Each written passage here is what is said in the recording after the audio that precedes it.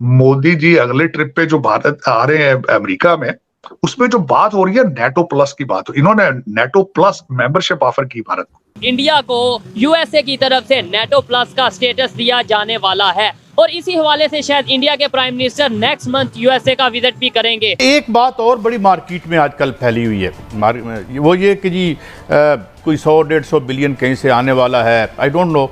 अगर हम electricity prices की बात करें तो वो उनका नाम सुनकर के मुझ जैसे आदमी को चीखें मारने को दिल करता है। ये एसी जो इस स्टूडियो में लगा रखा है ये भी जबरदस्ती चलाता हूं, हालांकि दिल नहीं करता। जो मुल्क और उसका वज़ीर आज़म और उसका जो वज़ीर ख़जाना है वो छोटे छोटे कर्ज़ों के लिए वो लाइनों में लगे हुए हों, वो कहाँ से 100 या 150 अरब डॉलर, ये बात करते हुए सोचना चाहिए। अगर कोई ये सोचता है कि इस पाकिस्तान को मैं अकेले ही लेके चलूंगा तो ये उसकी सबसे बड़ी भूल है। एक जफर इलाली साहब हैं जो डिप्लोमेट हैं, पहले तो उनको ऐसा लगता था कि घोड़े पे बैठ के तलवार निकाल के जीएचक्यू के अंदर घुस जाएंगे किसी दिन। इलाली साहब किसी भी दिन उनका घोड़ा बिल्कुल गैलप करके घुस जाएगा जीएचक्यू रावलपिंडी में। अब सबके जो सुर हैं सर बड़े मध्यम टाइप के हो गए हैं, सबके सुर, क्योंकि किसको नहीं पता कि किसके घर के पास रात को काली वीगो खड़ी है। हम रहते हैं इस मुल्क के अंदर, कुर्बानी क्या है, आज़ादी क्या है, कश्मीर से पूछा जाए, फ़लस्तीन से पूछा जाए कि आज़ादी की कीमत है क्या।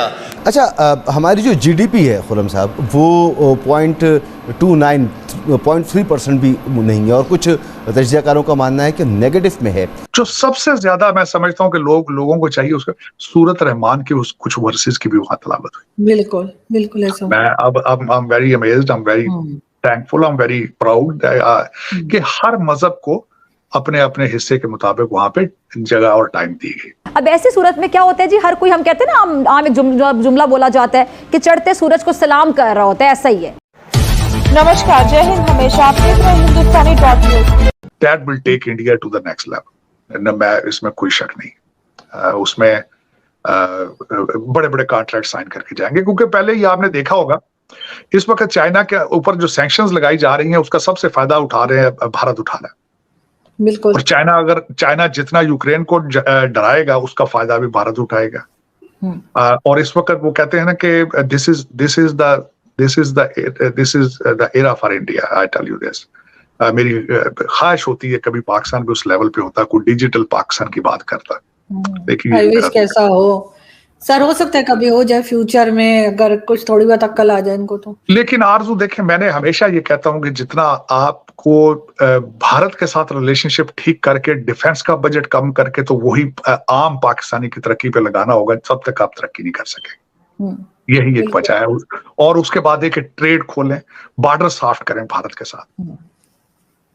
इसके ये this is part of your national interest. शर्तें ना रखे ना सर, इनकी शर्तें कोई नहीं सुनेगा सर, ये जो शर्तें लगा देते हैं बल्कि मैं यही एक और बात है, शंघाई ट्रिप ना, अपना जापान ट्रिप के दौरान मोदी जी ने स्टेटमेंट दी थी कि he wants to have a better relationship with Pakistan. जवाब नहीं दिया किसी ने उसका। उसमें आके फिर मैं क्या कहूं, यही तो मेरा अलमिया है। ये अपने अंदर के मसाइल में या तो बहुत ज्यादा एंगेज हैं, या फिर पता नहीं इनका क्या सोचे हैं, किस डायरेक्शन में जाना चाहते हैं, या फिर चाइनीज को नाराज नहीं करना चाहते। उसकी वजह यह है कि इस वक्त सिर्फ चाइना आपको पैसे दे रहा है तो आप दिन गुजार रहे हैं। अमेरिका ने तो आपको बिल्कुल छोड़ दिया। You are not relevant for America.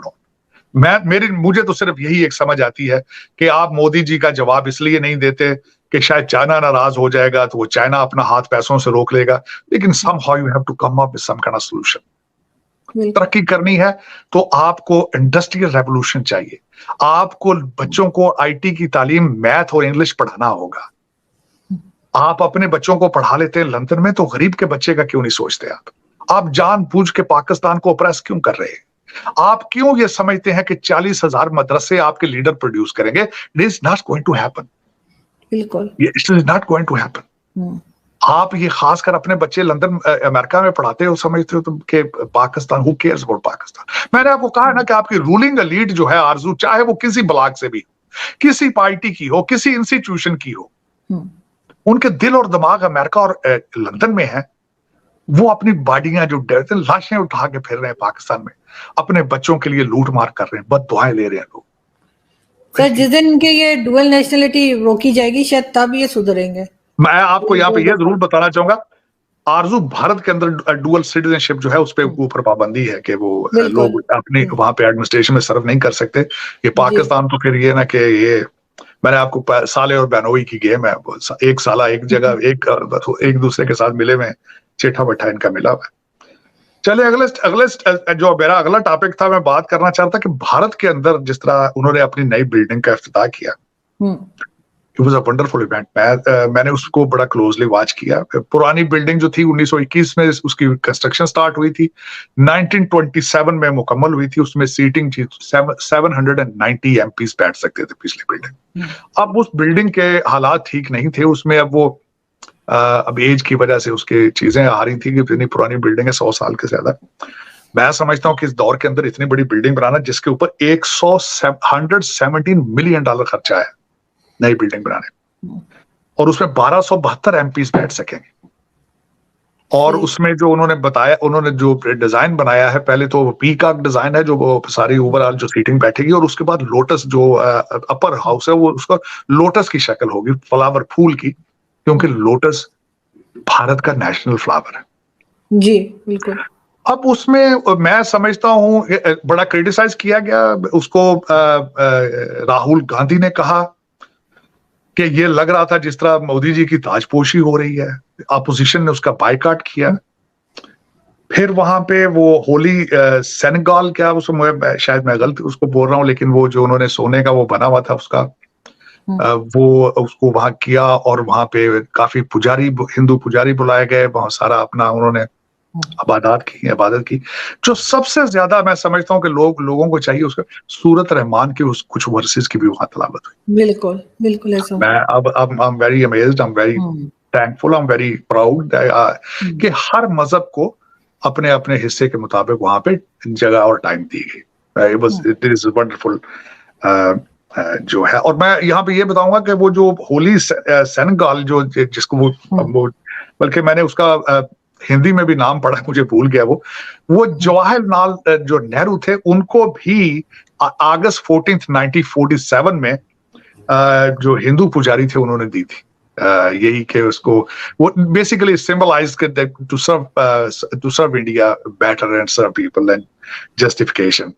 सबसे ज्यादा जो इस वक्त अपोजिशन और लोग जो कर रहे थे कि it was a birthday of VD Savarkar, जो के हिंदू नेशनलिस्ट थे और बीजेपी सिंपथाइजर थे। सबसे ज्यादा एलिगेशन ये लगाया जा रहा है कि why it was picked up that day, कि उस दिन को उसको इनाग्रेट किया जाए।